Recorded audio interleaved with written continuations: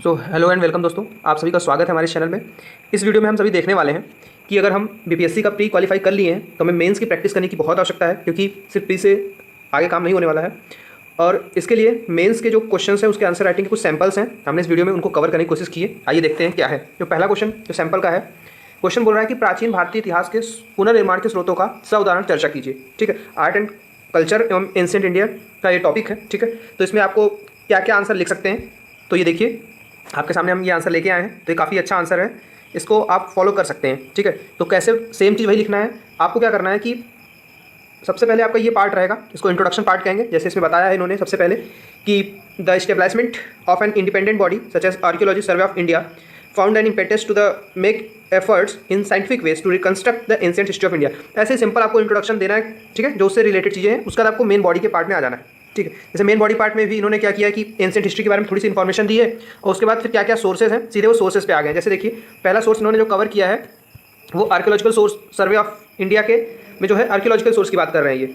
ठीक है, उसके बाद इसमें क्या क्या चीज़ें आती है इन्होंने ये बता दिया, कॉइन्स है, पॉटरी है, टूल्स है, बोन्स है। ठीक है, ऐसे आप बता सकते हैं चलते चलते थोड़ी थोड़ी इन्फॉर्मेशन। ठीक है, जीएस का क्वेश्चन है, बहुत ज़्यादा स्पेसिफिक होने की जरूरत नहीं है। उसका इन्होंने लिटरेरी सोर्सेज की बात की है। और एक चीज़ और आप नोटिस कर सकते हैं, इन्होंने जो फ्लो चार्ट यूज़ किया है। ठीक है, जैसे यहाँ पे रिलीजियस बताया, ठीक है, छोटी छोटी बातें जल्दी बता दी इन्होंने। ठीक है, इसमें बुद्धिज्म टेक्स्ट, बुद्धा के टेक्स्ट हैं। ठीक है, जैना टेक्स्ट हैं, ये सब चीज़ें ऐसे बताना है। सेकुलर में आपका अर्थशास्त्र है, अष्टाध्यायी है, इन सब चीज़ों को आप बता सकते हैं। ठीक है, अगर हम आगे बात करें, उसी में इन्होंने आंसर में आगे ट्रैवल रिकॉर्ड्स को भी इंक्लूड कर लिया है। ट्रैवल रिकॉर्ड्स के बारे में एक दो लाइन इंट्रो दे दिया है। फिर कुछ राइटर्स और उसके नाम भी लिख दिया इन्होंने, जैसे मेगास्थनीज की इंडिका के बारे में बता दिया है। ठीक है, मेगास्थनीज इनकी इंडिका, ये इंडिका में हमको क्या क्या इन्फॉर्मेशन मिलती है, तो इन्होंने इसकी बेसिक इन्फॉर्मेशन, जैसे मॉडर्न पॉलिटी के बारे में मिलता है, उसके एडमिनिस्ट्रेशन के बारे में इन्फॉर्मेशन मिलता है। तो ऐसे यही चीज़ें हमें एग्जाम में बता देनी है। ठीक है, वहीं मेगास्थनीज के बाद इन्होंने बताया है वेनसांग के बारे में। ठीक है, वेनसांग एक चाइनीज ट्रैवलर था जो इंडिया में आया था। ठीक है, उसने भी सान यूकी जो लिखी थी उसके थ्रू इन्फॉर्मेशन मिलती है, तो आप इसको बता सकते हो। उसके बाद फिर है पेंटिंग्स। ठीक है, उस टाइम पेंटिंग से क्या क्या इन्फॉर्मेशन मिलती है।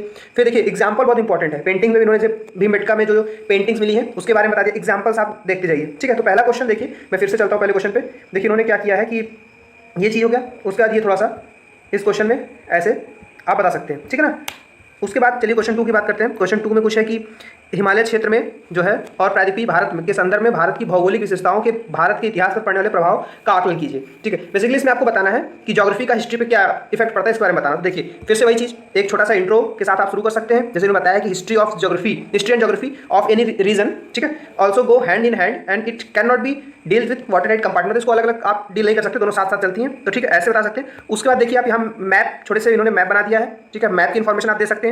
ठीक है, उसके बाद फिर ज्योग्राफी में कौन कौन सी लोकेशन, जैसे छोटा नागपुर प्लेटू है, मगध एम्पायर है, वो कैसे रिलेटेड था ज्योग्राफी से, ये बताया गया कि उनके पास अच्छे खासे रिजर्व्स थे। ठीक है, ये बताया गया है।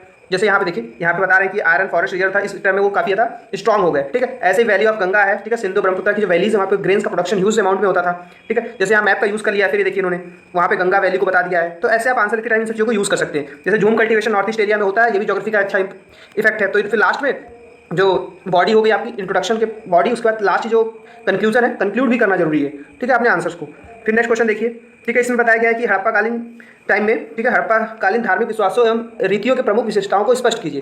तो देखिए आप देख लीजिए, इन्होंने हड़प्पा के टाइम पीरियड को बताया है। उसके बाद बॉडी पार्ट में आ गए। बॉडी पार्ट में बता दिया कि ये अर्बन सिविलाइजेशन थी। ठीक है, यहाँ पे कल्चर्स और उनकी जो अर्बन प्लानिंग थी, ये सब चीज़ें इंपॉर्टेंट है। उसके बाद एग्रेरियन था। ठीक है, ट्रेड पे बेस्ड थे, ये सब चीज़ें बता दी। और ट्रेड भी किसके साथ करते थे, ओमान का टाइम था, ओमान के साथ ट्रेड करते थे। इजिप्ट था, मेसोपोटामिया और ये सब के साथ ट्रेड वगैरह करते थे। ठीक है, उसके बाद जो है मिल एग्रीकल्चर कम्युनिटीज़ में भी जैसे राइस वगैरह है। ठीक है, ये सब चीज़ें चलते चलते उन्होंने एक लाइन बता दिया, सारी पूरी लाइफ को एक्सप्लेन किया है, वहाँ पे कैसे लोग रहते थे।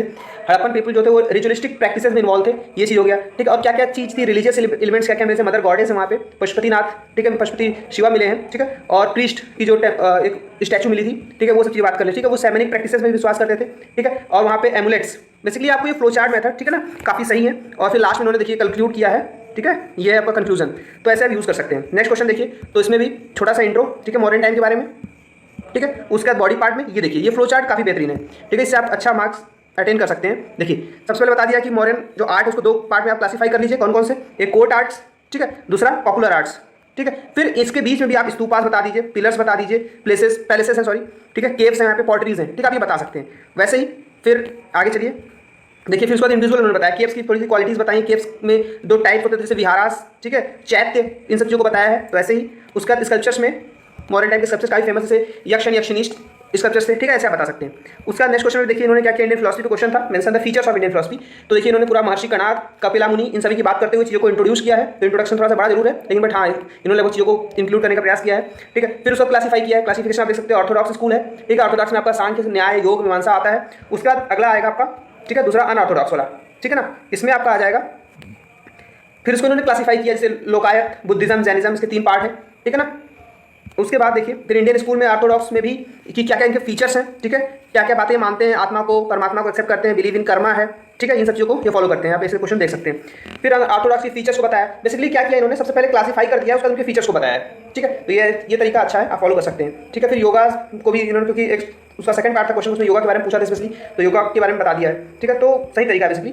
फिर ये क्वेश्चन जो है उसमें क्वेश्चन ये है कि Palaeolithic painting not only present the knowledge of art at that time but also the social life, मतलब बेसिकली जो उस टाइम की आर्ट है, पैलियोलिथिक आर्ट, वो सोशल लाइफ की इन्फॉर्मेशन देती है प्लस रिलीजियस इन्फॉर्मेशन भी देती है। तो वही चीज़ सिंपल पैटर्न आपको इंट्रो से शुरू करना है, पैलियोलिथिक पेंटिंग्स के बारे में थोड़ा इन्फॉर्मेशन देते हुए कहाँ कहाँ चीज़ें पाई, जैसे बेलन वैली में, सोन वैली में, ठीक है, भीमबेटका में, इसके बारे में बताना है। और ये क्या क्या information, life style, food habit, cultural activities के बारे में बताती हैं। उसके बाद करें तो ये जो है ये बेसिकली फ्रेस्को टाइप के थे, ठीक है, ये वॉल्स पे बनाए गए हैं, ठीक है। उसके बाद बात करें तो देखिए इसमें कौन कौन से जो थीम्स थे इनके, हंटिंग थी, food gathering, fighting, geometric patterns काफी मिले हैं। और ये स्टाइल जो यूज करते थे, पेट्रोग्लिफ टेक्निक यूज करते थे पेंटिंग के लिए, और जो मेजर कलर्स थे रेड, ग्रीन, ब्लैक, येलो, ठीक है, ये सब यूज किए हैं, ठीक है। इसमें और बता सकते थे कि ग्रीन कलर जो है और रेड कलर किस पर्पस से, जैसे रेड कलर फाइटिंग सीन्स को दिखाने में बेसिकली यूज हुआ है। और फिर लास्ट बताया कि इन पेंटिंग की क्या सिग्निफिकेंस है, ठीक है, क्या हमसे पता चलता है, इससे इन्फॉर्मेशन मिलता है उस टाइम के लोगों के लाइफ स्टाइल के बारे में, ठीक है, डे टू डे एक्टिविटीज के बारे में, कल्चरल एस्पेक्ट मिलता है, रिलीजियस एस्पेक्ट जैसे यूनियन फैलूस के बारे में मिलता है, ठीक है। तो ये देख सकते हैं आप। फिर कम्युनिटी सेंस के बारे में इन्फॉर्मेशन हमको मिलती है, उसका डिवीजन ऑफ लेबर हुआ करता था, ये भी बताता है हमको। और उसके बाद लास्ट में आप कंक्लूड कर सकते हैं कि हाँ पेंटिंग जो है ना केवल उस समय की रिलीजियस लाइफ के बारे में बता रहे हैं बल्कि सोशल लाइफ के बारे में भी बता रहे हैं। तो ऐसा आप एक अच्छा बैलेंस आंसर लिख सकते हैं, ठीक है। ये क्वेश्चन इस वीडियो का लास्ट क्वेश्चन है, इसको आप थोड़ा ध्यान से देखिएगा। इसमें क्वेश्चन है कि hydrogen can prove be game changer for India but it requires a strong demand and supply side strategy, ठीक है। तो इसमें देखिए इन्होंने क्या किया है, स्टार्ट किया हाइड्रोजन को डिफाइन करते हुए, ठीक है। हाइड्रोजन की केमिस्ट्री में नहीं जाना है हमको, बेसिकली बस शुरू करना है कि डायटोमिक ऑर्डरलेस टेस्टलेस गैस है और इसकी कैलोरीफिक वैल्यू बहुत हाई होती है, तो इससे हमको क्या फायदा होगा कि 3 टाइम्स ग्रेटर एनर्जी मिलेगी ट्रेडिशनल सोर्सेज से। तो ये चीज़ जो है काफी सही इंट्रो इन्होंने दिया है, ठीक है, जिससे हमको पता चल जा रहा है कि हाइड्रोजन क्यों यूज करने वाले हैं, ठीक है। और हाइड्रोजन को फ्यूचर फ्यूल भी कहा जा रहा है इसमें, ठीक है। तो ये चीज़ बताया उन्होंने कि हाइड्रोजन की पोटेंशियल का सिग्निफिकेंस क्या है हाइड्रोजन का हमारे लिए एज अ फ्यूचर फ्यूल। तो इन्होंने बता दिया है कि जैसे क्लीन एनर्जी का सोर्स है, ठीक है, और वाटर प्रोड्यूस करता है कंबशन के बाद में, तो बहुत ज़्यादा CO2 वगैरह प्रोड्यूस नहीं कर रहा, तो ये भी फायदा हो गया हमको, ठीक है। कार्बन रिडक्शन जो हमारा टारगेट है 2030 तक हम चाहते हैं कि हम रिड्यूस कर लें, तो रिड्यूस हो जाएगा, एक ये फायदा है, ठीक है ना। उसके बाद बात करते हैं जो हाइड्रोजन एक नॉन पॉइजनस गैस है, तो ये तो हमने बात कर ली, ठीक है। उसके बाद फिर क्या करते हैं, क्लीन एनर्जी को जनरेट कर रहे हैं, ये चीज़ हो गया। फिर हाइड्रोजन बेसिकली क्या होता है, रिलायबल सोर्स है रिन्यूएबल एनर्जी के लिए, ठीक है। और क्या क्या चैलेंजेस हैं हमारे पास अगर इसको हम यूज़ करते हैं तो, जैसे देखिए बजट में फंडिंग की हमेशा इशू होती है, लैक ऑफ, ठीक है, एक इशू बन जाता है।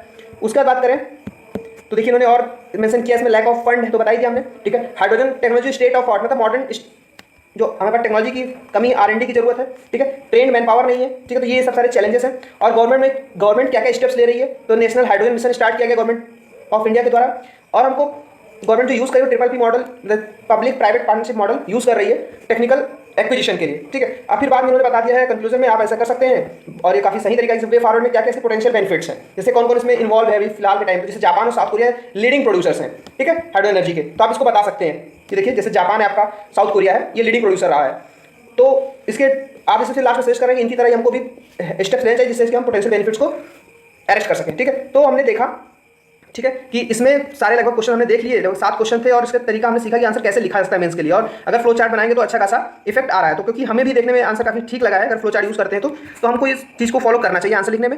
सो दोस्तों आपको कैसे लगा ये वीडियो कमेंट सेक्शन में जरूर बताइएगा। बाकी हमको और जैसी कॉपियां मिलती हैं तो हम उसके ऊपर वीडियो बनाएंगे कि आप कैसे फ्लो चार्ट का और यूज कर सकते हो, किस किस टाइप के फ्लो चार्ट अपने आंसर लिखने में यूज कर सकते हैं। तो आप प्रैक्टिस करते रहिए। क्वेश्चन की बात करें तो प्रीवियस ईयर क्वेश्चन पिक करिए आप और उसके आंसर लिखने का ट्राई करिए, ठीक है। सो इस वीडियो में इतना ही। जय हिंद दोस्तों, थैंक यू वेरी मच।